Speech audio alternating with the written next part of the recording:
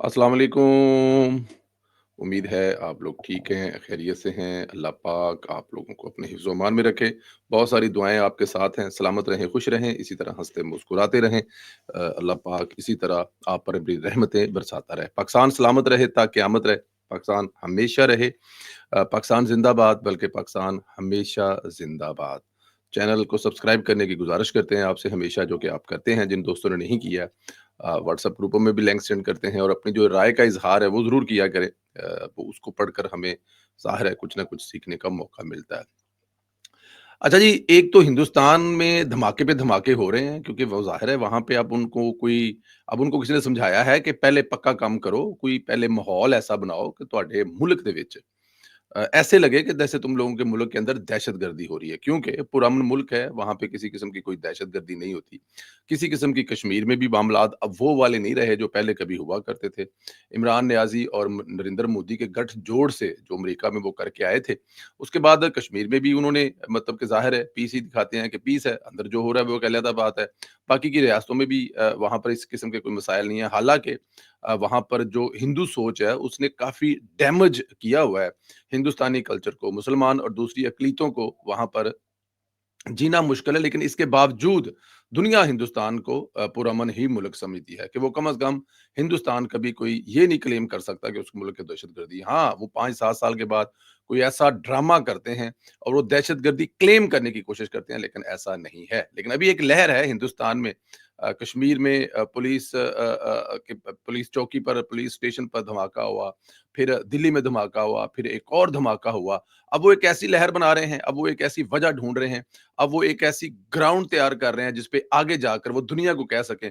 देखिए जी, हमारे मुल्क में तो अब तक 6, 7, 8, 10 धमाके हो चुके हैं, जिसमें दहशतगर्दी साबित होती है और फिर वही भोंडा इल्ज़ाम क्योंकि ये पाकिस्तान का काम है।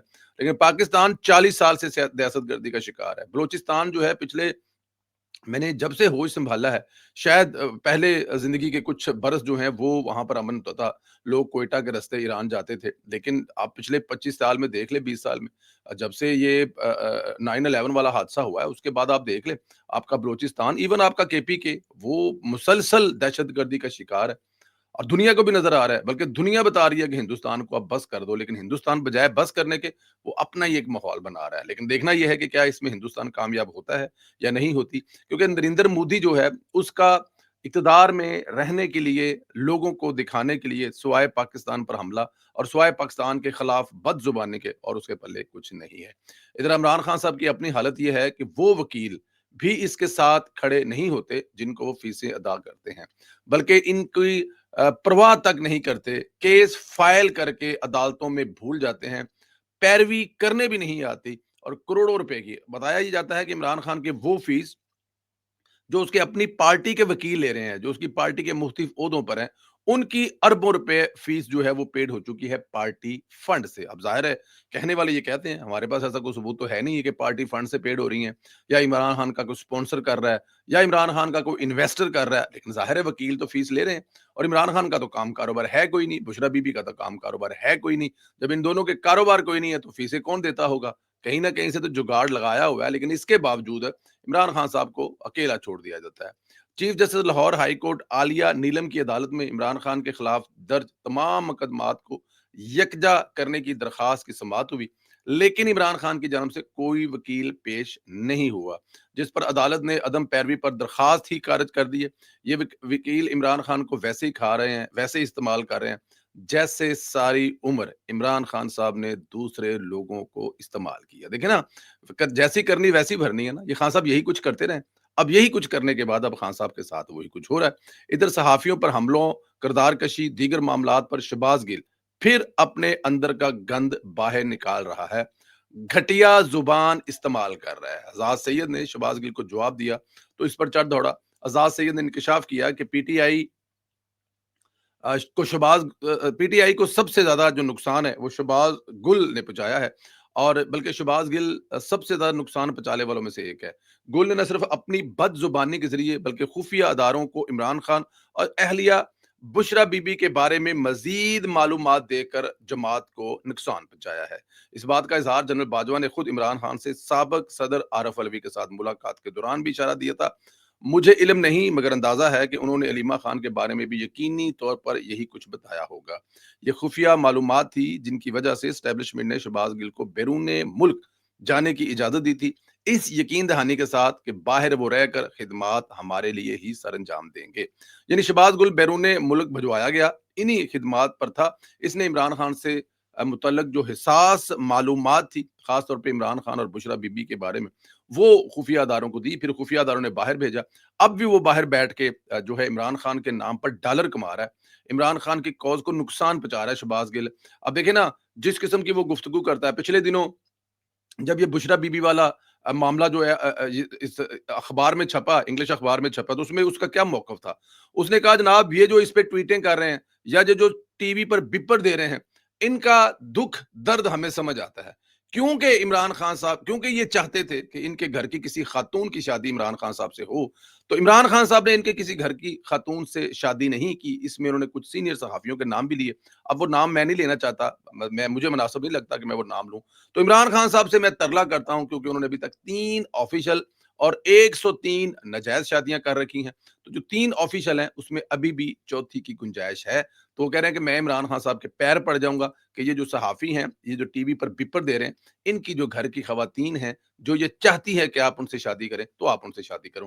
یہ زبان ہے شہباز گل صاحب کی۔ اس زبان کے ساتھ آپ مجھے ذرا یہ بتائیں وہ کیسے پارٹی کی خدمت کر رہا ہے؟ ہاں وہ اپنے ڈالر اکٹھے کر رہا ہے، اور عمران خان صاحب کو کبھی بھی وہ اسٹیبلشمنٹ کے ساتھ ایک پیج پر نہیں بیٹھنے دے گا، صلاح مشورہ نہیں کرنے دے گا، صلح صفائی نہیں کرنے دے گا، کیونکہ اگر ایسا ہوتا ہے تو سب سے زیادہ جو نقصان ہے وہ شہباز گل کا ہی ہوگا۔ خیر اینی ہاؤ، جی ماں باجوا ہاں جی جدا پیو گل وہ بھاویں جو مرضی کر لے انہوں کی فرق پیندا، ہاں وہ ہوا دنیا تے ذلیل ہونا آیا ہے۔